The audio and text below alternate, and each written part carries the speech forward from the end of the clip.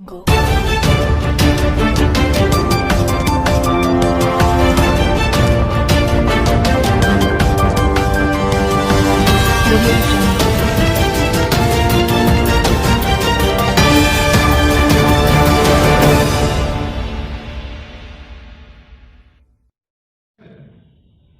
सरकार के पास अगर अनाज है तो कुछ लोगों को वो अनाज दे सकती है। शहरों में जो दुकानें हैं उनसे म्युनिसिपल कॉर्पोरेशन टैक्स वसूलता है, कमर्शियल टैक्स बहुत आता है, वो देने की परिस्थिति में नहीं है। लोगों के यहाँ 50-50 हजार 1-1 लाख रुपया म्युनिसिपल का सिर्फ टैक्स बाकी है दुकानदारों का, उसमें सरकार राहत दे सकती है। सरकार मुआवजा का कोई उपाय ला सकती है। जिस तरह बड़े उद्योगों को सरकार 1 साल तक बिना इंस्टॉलमेंट लिए ऋण दे रही है, छोटे उद्योगों और छोटे प्रोफेशनल्स को ये कैसे वो देगी। रेस्टोरेंट वाले हैं, मीडिया हाउसेज, छोटे छोटे मीडिया हाउसेज है, तो छोटे छोटे मीडिया हाउसेज जो पैसा कल कॉर्पोरेट से या दूसरे लोगों से कमा रहे थे, ठीक है ना, उनको ऐड मिल रहा था, प्रचार मिल रहा था, वो प्रचार तो नहीं मिल रहा है। छोटे को छोड़िए, बड़े अखबारों को अगर आप उठाइए अप्रैल, मई, जून, जुलाई में जो उनको ऐड मिला है और मार्च से पहले जो ऐड मिलता था उसमें 50% की गिरावट, तो वो अपने एम्प्लॉइज को सैलरी में गिरावट कर रहे हैं।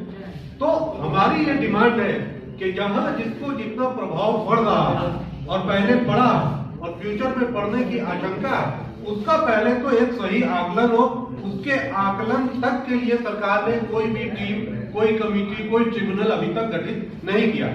और आकलन होने के बाद अगर मुझे 100 रुपया का नुकसान हुआ है तो कम से कम 25 रुपया तो भरपाई करे सरकार, चाहे वो हमारे टैक्स में कुछ छूट देकर करे या मुआवजे के जरिए करे या हमारे कारोबार और हमारे काम में हमको किसी तरह से हेल्प करके करे, जो भी रास्ता निकले। लेकिन रास्ता निकालने से पहले प्रभाव का आकलन होना जरूरी है, ऑफिशियली सरकार के द्वारा, सरकार की कमेटी, सरकार के डिपार्टमेंट के द्वारा, क्योंकि सरकार अपनी ही रिपोर्ट में किसी तरह का कोई मुआवजा या कोई राहत नहीं, किसी सामाजिक संगठन या राजनीतिक दल की रिपोर्ट में तो देगी नहीं जब तक उसके पास ऑफिशियली कोई रिपोर्ट नहीं होगा। तो इतनी संवेदनहीन सरकार, जो पहले हो सकता है कि उनको ये लग रहा हो कि भाई हम पहले सरकार बना ले, कोई मध्य प्रदेश में लॉकडाउन में सरकार गिरा के सरकार बना रहा था, कोई बिहार में चुनाव टाइम पे कराने के लिए उत्सुकता कि हमारी सरकार बन जाए, लेकिन अब तो सरकार बन गई। तो अब सरकार बन गई है तो ये सरकार जनता के लिए कुछ सोचे। मंत्रालय भी बढ़ गए हैं, सारा काम चालू हो चुका है, तो 1 महीना हो गया कम से कम मंत्रालय बने हुए।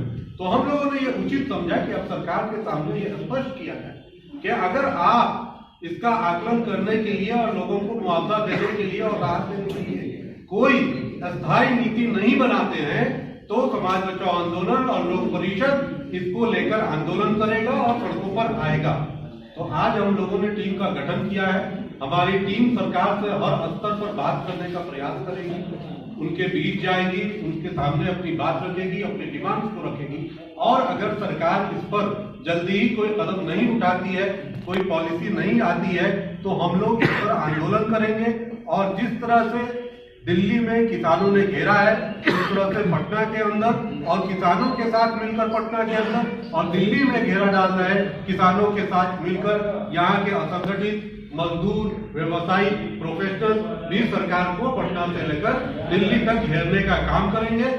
यही चेतावनी देने के लिए और सरकार से गुजारिश करने के लिए कि इससे पहले कि किसान आंदोलन जैसी कोई स्थिति बने, आप कोई सकारात्मक कदम उठाइए। आज की ये बैठक रखी गई है। हमारे बीच रुपेश जी है जो कि काफी पटना के सामाजिक कार्यकर्ता, सीनियर सामाजिक कार्यकर्ता है, वो विस्तृत इस मुद्दे के कुछ पहलुओं पर आपके सामने बात करेंगे। जैसा कि आप सब लोग जान रहे हैं कि हम लोग लॉकडाउन के 8 महीने बीत जाने के बाद भी असंगठित क्षेत्र के लिए सरकार कोई कारगर सुझाव या उसके लिए कोई कारगर व्यवस्था सामने नहीं लाई।